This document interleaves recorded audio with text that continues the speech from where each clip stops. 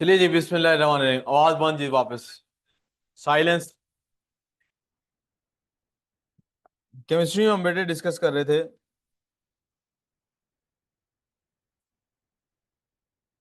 Chemistry is the study of matter and matter is made up of particles.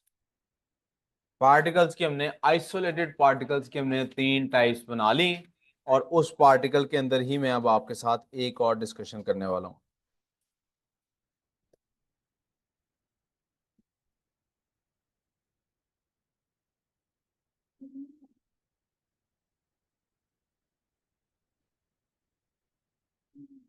बल्कि इसको एक और तरह से डिस्कस कर लेते हैं। मैं जरा पेज का साइज चेंज कर लूं।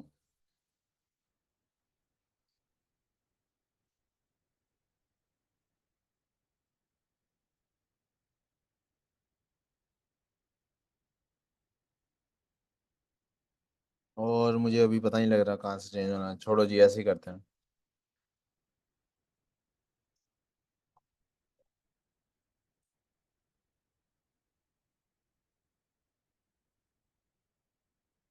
क्या तकलीफ है? क्या बात की? क्या मसला है भाई तेरा? कौन किसको स्केल मार रहा है? क्या मसला है भाई? हाँ, अब आप किसी और पर डालो। पढ़ने आए हो ना यार? उठो किताब, उधर कहीं और बैठो। चलो कहीं और बैठो, शाबाश। उठो उठो जल्दी से। उठना जल्दी, कहीं और दफाओ, शाबाश।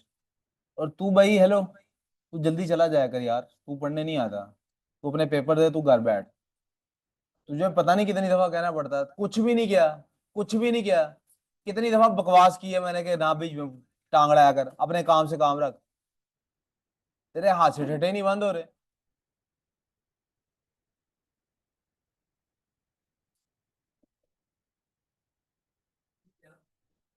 क्या? आप आ जाओ। क्या मसला है? कब के लिए जाना? उधर पेपर मैं क्या कर सकता हूँ? मैं किस तो मैंने जगा रहा हूँ, जाओ, मैंने कब रोका? लेकिन कोशिश करो कल आ जाओ बस। हाँ, तो आगे बिजनेस की क्लास लेने की बजाय अपने पास पेपर्स करो। कल शाम को, दोपहर को पहुंच जाओ, शाम को पहुंच जाओ, आगे पास पेपर सॉल्व करो। जो दिन में काम मिस होगा वो ज्यादा जरूरी है शाम वाली क्लास से। आइसोलेटेड पार्टिकल्स को बेटे हम जब देखते हैं तो हम उनमें से जो बुनियादी बेसिक पार्टिकल जिसकी हमने तज़किरा की है, दैट इज एटम। वो कौन है बेटे?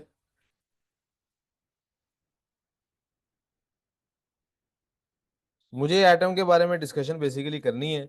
और डिस्कशन क्या करनी है? एटम के आपको पता है दो हिस्से हैं। एक न्यूक्लियस है,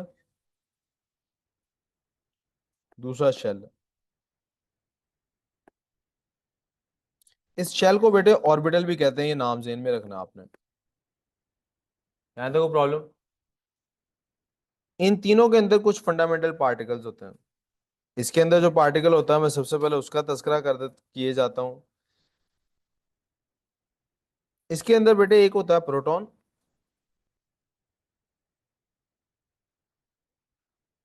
एक होता है बेटे इसके अंदर न्यूट्रॉन। और ये दोनों मिलके जो चीज बनाते हैं उसको कहते हैं न्यूक्लियॉन। क्या बनाते हैं? और मैं बता चुका हूँ ये सब एटॉमिक पार्टिकल्स हैं, ये सब एटॉमिक। मैं इस बात को फिर से वाजे करता चलूं, ये पार्टिकल है, या वन होगा या टू होगा या थ्री, या 1.2 1.3 नहीं हो सकता। पुत्र मतिया, सीधी होकर बैठना है या घर चले जाना है? उठो शाबाश। बीमार हो तो घर चली जाओ, नहीं तो सीधी होकर बैठ जाओ। रजिस्टर निकालो, काम करो। बीमार हो तो प्लीज गो आउटसाइड। हमें इन तीनों पार्टिकल्स में ये बात ध्यान रखनी है, ये सब एटॉमिक हैं क्योंकि ये एटम से छोटे हैं, क्योंकि ये एटम से फंडामेंटल है, क्योंकि इनके चेंज होने से कुछ चेंज आता है। उस चेंज को मैं आपको इंट्रोड्यूस करा चुका। क्या चेंज आता है? प्रोटॉन से चेंज क्या आता है? एटॉमिक नंबर चेंज होता है, यानी आइडेंटिटी बदल जाती है। यानी क्या बदल जाता है? न्यूट्रॉन से क्या होता है? मास चेंज हो जाता है। और इलेक्ट्रॉन से क्या होता है? स्पीशीज बदलती है, it becomes a nine. Today what we are gonna look at is कि हमने इसके न्यूक्लियॉन नंबर को देख लिया है, इससे हमने आइसोटोप बना के, और हमने रिलेटिव एटॉमिक मास भी कर लिया है। So we have already discussed कि इसके अंदर क्या चेंजेस आते हैं। हमने प्रोटॉन नंबर को सबसे पहले चेंज करके देखा, हमने 20 पार्टिकल्स, हमने कहा 20 तक ही हमारा सिलेबस है, 20 आइटम्स हमने बना लिए, नाम उनका लिख लिया, उनके प्रोटॉन नंबर इलेक्ट्रॉन नंबर लिख लिए, न्यूट्रॉन नंबर उनके लिख लिए। हमने फिर देखा अगर न्यूट्रॉन नंबर डिफरेंट हो तो मास चेंज हो जाता है, हमने रिलेटिव एटॉमिक मास भी निकाल के देख लिया। आज जरा तीसरे सब एटॉमिक पार्टिकल के बारे में बात कर लेते हैं, विच इज इलेक्ट्रॉन। इसके बारे में क्या बात करनी है, इसके बारे में बात ये करनी है बेटे, इफ यू गाइस रिमेंबर मैंने आपको बताया था कि एटम के अंदर एक सेंट्रल पार्ट होता है, लेट्स कॉल दिस पार्ट, इसके अंदर प्रोटॉन न्यूट्रॉन मौजूद हैं, let's call this part nucleus. और फिर इसके बाहर क्या होता है, देयर आर शेल्स, एक, दो, तीन, एंड दिस गोज ऑन, और ये चलता रहता है। पहले वाले शेल को हम कहते हैं के, पहले वाले शेल को हम कहते हैं के शेल, राइट? क्या मेरी बात समझ आ रही है बेटे? दूसरे वाले शेल को हम क्या कहते हैं, एल शेल। तीसरे वाले को क्या कहते हैं? यहां तो कोई प्रॉब्लम, वी क्लियर सो फार? अब आ जाते हैं कि शेल्स ज्यादा क्यों हैं। आप कपड़े पहनते हैं तो उसके अंदर पॉकेट्स होती हैं, कपड़े पहनते हैं तो उसके अंदर पॉकेट्स होती हैं। पॉकेट्स पैंट में, ट्राउजर में शायद फैशन के लिए होती हैं, लेकिन आपको पता है कमीज या शलवार या पैंट या ट्राउजर का असल हिस्सा उसकी पॉकेट नहीं है। तो वो जो ट्रैकिंग ट्राउजर्स होते हैं उसमें कितनी सारी पॉकेट्स होती हैं, वो क्यों होती हैं? क्योंकि आप ज्यादा सामान कैरी करना चाहते हो। अच्छा, एक ही पॉकेट में ज्यादा सामान क्यों नहीं कैरी कर लेते?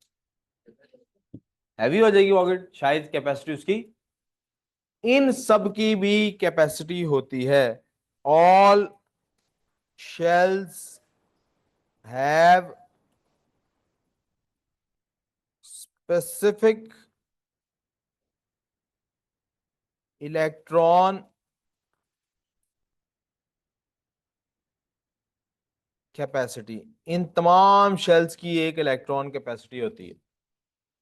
जी बेटे,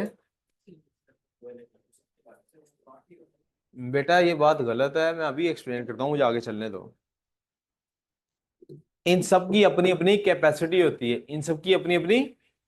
इसमें आपने जरा मुझे बताना है, ये अगर मैं इन तीनों को, ये जो तीन भाई साहिबान हैं, इन तीनों को अगर मैं कंपेयर करूं, if I compare these three, इनमें से सबसे छोटा साइज किसका होगा, कौन सा स्मॉलेस्ट है? आपने कहा सर ये जो के है ना, ये स्मॉलेस्ट है, तो कैपेसिटी भी सबसे कम किसकी होनी चाहिए? यहां तक प्रॉब्लम।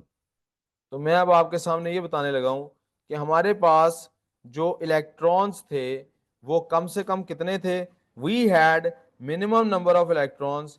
हाइड्रोजन के अंदर थे, वो कितने थे, एक इलेक्ट्रॉन था। And the maximum number of electrons that we had was, किसके अंदर था, कैल्शियम के अंदर, एंड दैट वाज 20। क्यों? क्योंकि इसका प्रोटॉन नंबर 1 है, हाइड्रोजन का प्रोटॉन नंबर 1 है, और कैल्शियम का प्रोटॉन नंबर 20 है। तो जितने प्रोटॉन्स हाइड्रोजन के अंदर होंगे उतने ही इलेक्ट्रॉन्स भी हाइड्रोजन के अंदर होंगे, और जितने इलेक्ट्रॉन्स कैल्शियम के अंदर प्रोटॉन्स होंगे उतने ही इलेक्ट्रॉन्स कैल्शियम के अंदर होंगे, विच वॉज 20। यहां तक कोई प्रॉब्लम? अब क्या 20 के 20 पहले शेल में आएंगे? सबसे छोटा शेल कौन सा है, सबसे कम कैपेसिटी किसकी है? तो फिर यहां से अगर एक से ज्यादा, अगर किसी की कोई कैपेसिटी की लिमिट है, तो इन इलेक्ट्रॉन्स को इन शेल्स के अंदर अरेंज करने का कोई स्पेसिफिक वे होगा, कोई स्पेसिफिक मेथड होगा, कोई स्पेसिफिक प्रोसेस होगा। उस प्रोसेस का नाम है, what we are going to study today is called as electronic configuration. क्या कहते हैं उसको? कॉन्फ़िगरेशन का मतलब होता है अरेंज करना, चीजों को अरेंज करना। चल ना यार, मिटते ही नहीं, क्या हो गया इसको? कॉन्फ़िगरेशन का मतलब क्या होता है, चीजों को अरेंज करना। तो हम आज जो जिस चीज डिस्कस करने वाले हैं, that is electronic configuration. Electronic configuration क्या होती है?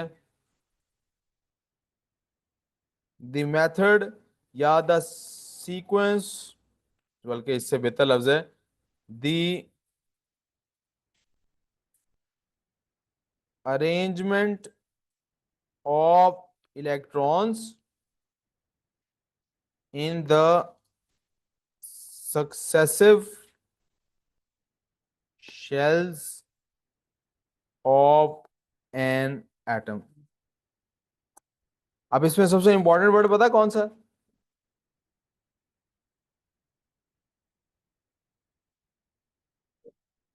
इसका क्या मतलब है?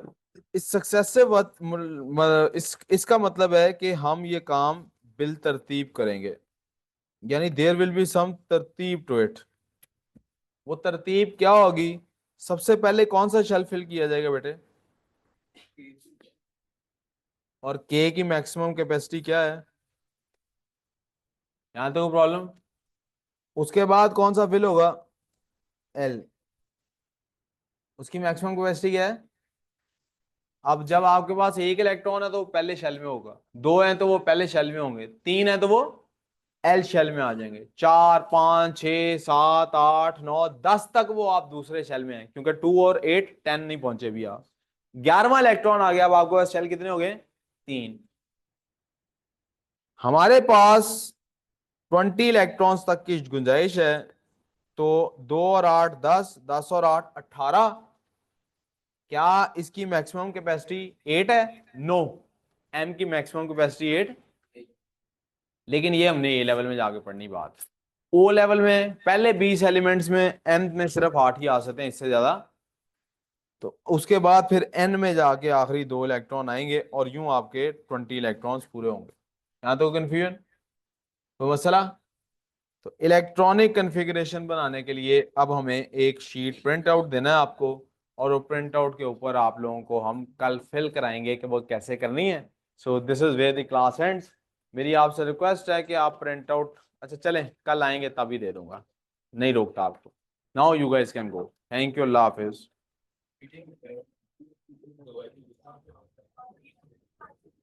यार वो ना असल में भी क्लास है, मैं कैसे मीटिंग अटेंड करूं? कौन है मीटिंग के लिए? हाँ, उनको मीटिंग का टाइम दिया हुआ था। हम्म। आता हूँ फिर उनसे तो